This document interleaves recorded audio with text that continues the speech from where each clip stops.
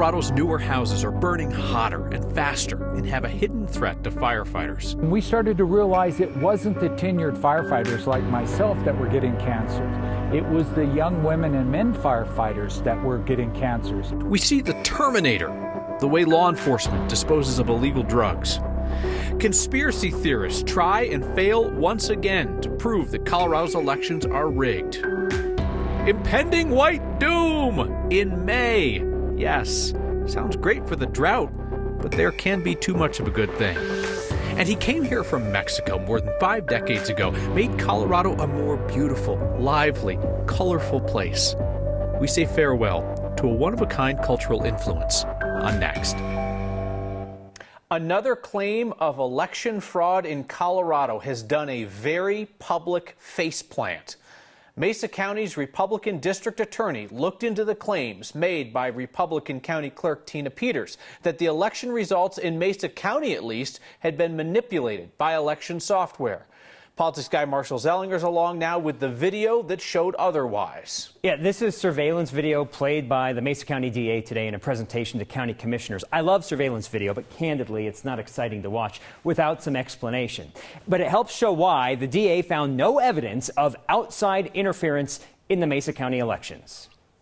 I am closing out this investigation as there is no evidence of any criminal activity. Spoiler alert, Mesa County's elections were legit. Republican District Attorney Dan Rubenstein used surveillance video from inside Mesa County's election office to help prove that there was not outside interference in Mesa County's 2020 election or Grand Junction's 2021 election. He looked into it because of this now debunked report pushed by Republican Clerk Tina Peters, alleging outside interference based on a forensic analysis of the election hard drive that she made copies of, which has led to her own felony charges for tampering with election equipment. This report, however, report 3 claims that criminal acts actually occurred. Spoiler alert again, they did not. The report suggested that computer election files were created using an external trigger, signal, or software algorithm, and not because of human error. The surveillance video shown by the DA shows human error. The video highlighted actions by then election manager Sandra Brown. The report says this could not have happened by a user.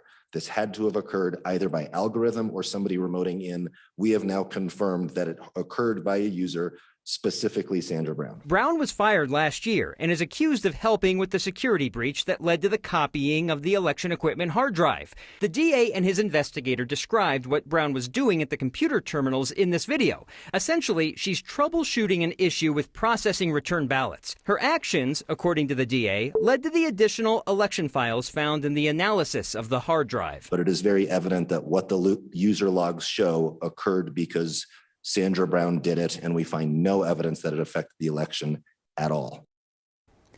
Here's another flaw the DA found in the Peters report. That report said extensive questioning of Mesa County election clerks ruled out human error. Well, the DA found that none of the 11 people in the room had been interviewed by Peters' forensic team. Bottom line, nothing criminal was found in Mesa County's 2020 election or Grand Junction's 2021 election. What was found did not negatively impact the election. And none of it is about Peters' own legal issues. This was strictly about her claims of fraud. Her felony case is completely separate from this. So, Marshall, Peters and these other election deniers say they're going to have a report that proves it. That was the first report. There is no proof there. Then they're like, hold on, there's a second report. So they put out a second report. No proof there. This now was the third report that was debunked. Peters is on talk radio today saying, hold on, everybody, the proof will be in the fourth report. Could you imagine in school where your teacher gives you your work back and said, you forgot to show your work, I'll give you another chance, and you do it? The teacher's not going to give you multiple chances after that. You forgot to show your work yet again. You forget, I'll get to it, I know I'll get to it. The video doesn't lie in terms of defending the county, saying that there is nothing funny about the election. And I don't know how many times we have to go through this to make sure that the electorate out there and everywhere in the state knows there's no proof still. Yeah, what's the old line about fool me once, fool me twice? Well, fool me 4 times. At that point, you've kind of chosen to be the fool. All right, Marshall, thank you. Republican candidate for governor Greg Lopez is making his first public comments about his plan to eliminate one person, one vote in Colorado's statewide elections. His first public comments since we reported on that proposal last night. Lopez's electoral college by county plan would turn double-digit Democratic wins recently into landslide Republican victories. Lopez did not answer our questions about his voting proposal, but he did go on the talk radio show of former AG candidate George Brockler. Brockler once suggested a similar plan to give each county, no matter how small, one state Senate seat. Denver is taking away the popular vote of La Plata County, of Montezuma County, of other counties. One neighborhood in one suburb of Denver will outvote the voices of rural Colorado, say La Junta, right? And so those people are like, where are my voices? Lopez's proposed solution to Republicans losing the popular vote is to stop counting votes equally. Lopez's plan could give rural counties with fewer than 1,000 voters more voting power than any of the largest counties population-wise in Colorado. This would be hard to get into the state constitution, and the U.S. Supreme Court struck down a similar effort to take away one person, one vote during the civil rights era. When newer homes burn, they go up hotter and faster because of the way they're built. That's a risk to firefighters. Another risk is what's in the building materials today. Our Anusha Roy looks at why younger firefighters are being diagnosed with aggressive cancers. Firefighters are caught in the middle of a tug-of-war over longer damaging wildfire seasons threatening more homes and the economics of development. In the middle are their lives. In the last 20 years, 61% of career firefighter deaths have been the result of cancers. On the roof of this training facility for Denver Fire, rookie firefighters were practicing tearing it up. Their training now also includes how to protect themselves from debris, smoke, and chemicals from modern construction. Our furniture, our computers, our televisions, with synthetics, with petroleum products, with these type of chemicals, they burn hotter. They produce far more toxic smoke. Some chemicals of concern include PFAS and PFOs. They do congregate in certain areas of your body, and that's where we're finding the areas of our cancers, you know, the brain, the stomach, the genitourinary tract, blood cancers. Other chemicals found in roofing and floors become a problem if they start burning. Firefighters know the risks of their job. They also know they face a higher likelihood of cancer. But then they started seeing changes in who was falling sick. Cancers have been prevalent in younger firefighters lately. And so even in the last 5 or 6 years, we've had firefighters in their late 20s, early 30s getting very aggressive forms of cancer. And so, which we usually saw in retirees. But tackling the problem is nuanced and complicated. And it's a very hard needle to move. It's connected back to development, the cost of construction, new builds, competing with the threat of fires. Can't ignore the fact that firefighters are paid from the government, and that requires tax collection, and that requires a stable economy to fund a fire department. So firefighters can be there to respond to these emergencies, and development is a key part of that.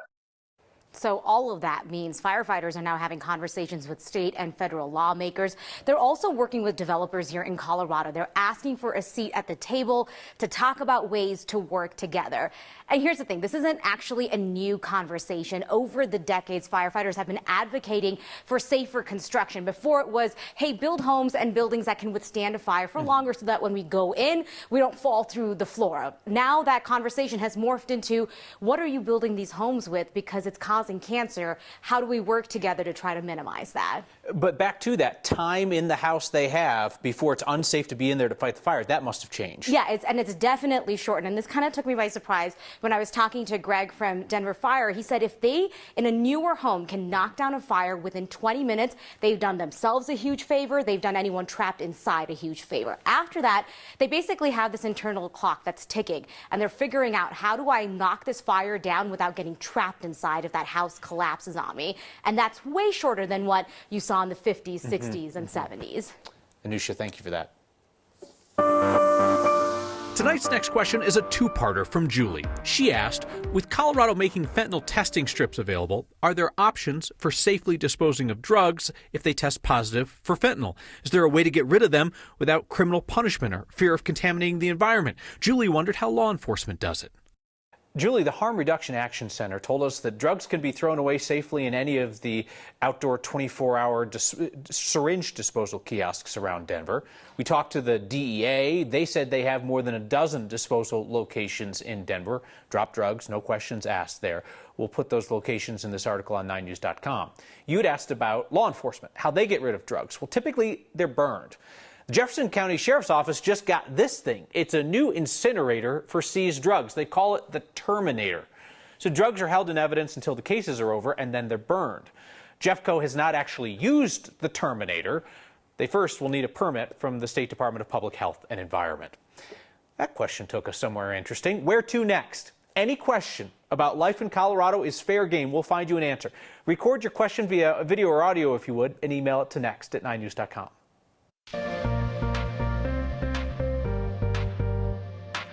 A fire weather warning remains in effect through 8 o'clock. We have a winter storm warning that goes into effect tomorrow for heavy wet snow.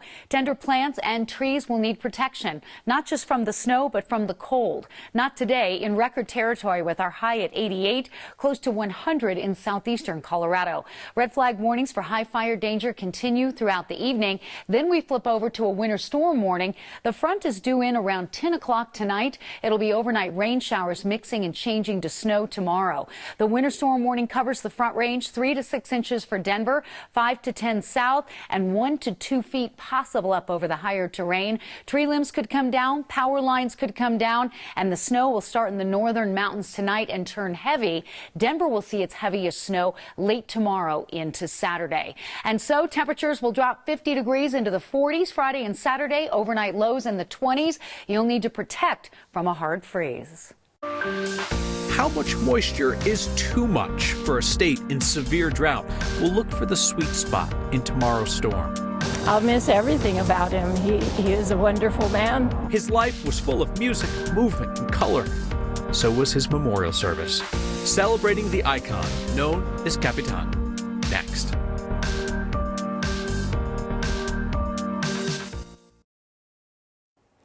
The targeted killing of black shoppers at a grocery store in Buffalo, New York over the weekend is just the latest mass shooting apparently inspired by the baseless and racist replacement theory. The idea that Jews and Democratic elites are trying to replace white Americans with people of color from other countries. There are some conservative political figures that will hint about this theory or speak about it in code. And then there's Colorado's Republican Congresswoman Lauren Boebert.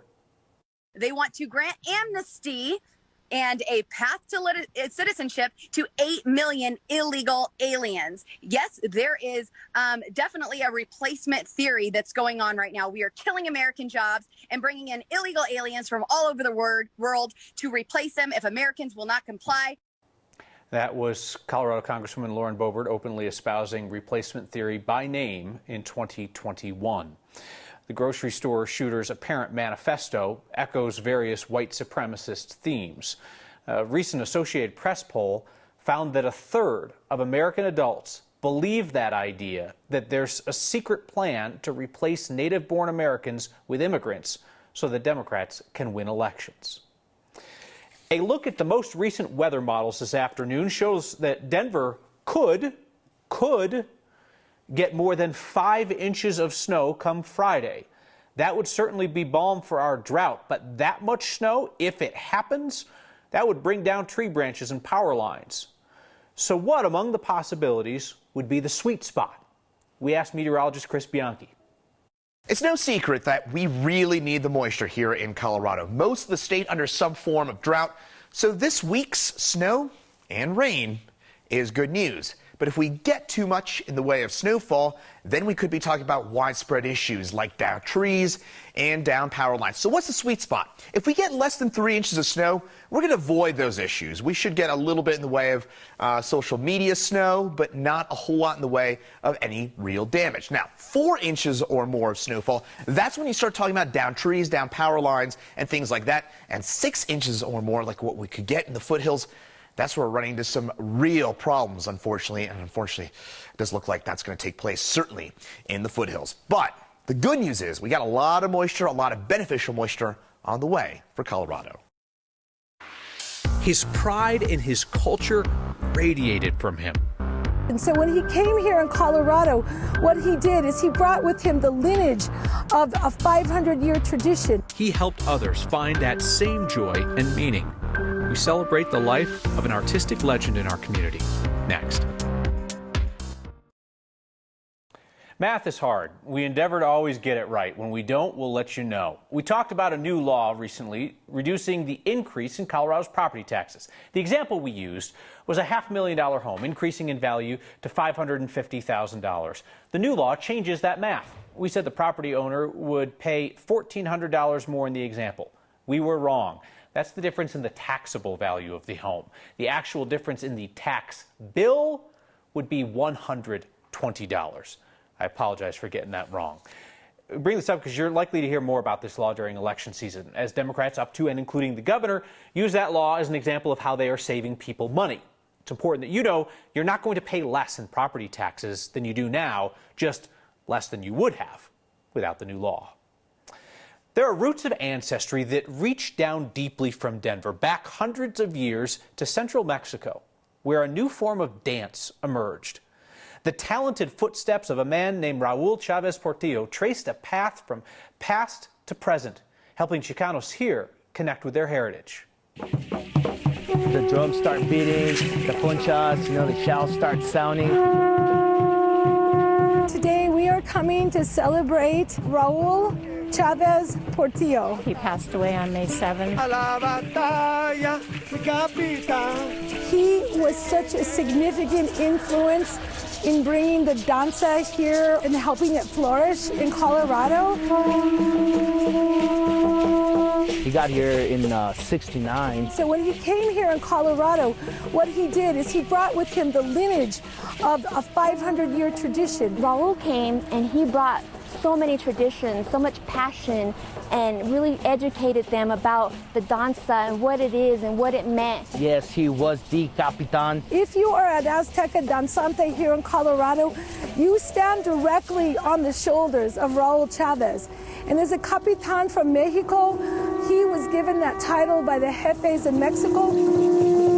He definitely enriched the community. It's kind of like a flower, like a garden, You have to put effort, time, you have to water it in order for you to see the flowers bloom. Well, he did all of that, and I think he did a real good job because here we are. Raul is a staple and will always be a part of our culture here in Colorado and will be respected as our Capitan. Everyone should know this man's name. Let us remember this iconic cultural figure here in Colorado. You'll get the final word in your feedback next. On baseless claims of election fraud, Jeff Jones writes in to say, check out 2,000 Mules. It might open your thinking. Jeff, I've reviewed the claims made by Dinesh D'Souza's movie, and there's nothing there. There is no evidence in that movie of a single fraudulently cast or created ballot. It may have turned up some evidence that in other states people turned in too many of other people's legally filled out ballots, but the claims made in that movie are not supported by the evidence presented there. Donna Sorensen writes in to say, what plants and flowers do you cover up and what do you let weather the storm? Donna knows that I am a gardener. You got to get your annuals taken care of. Bring them in if you can. Cover them well if you can't. You want to trap the heat of the ground against them. And then maybe some newly planted perennials, or at my house, the hostas that get disgruntled if they get too cold. Good luck in the storm. We'll see you next time.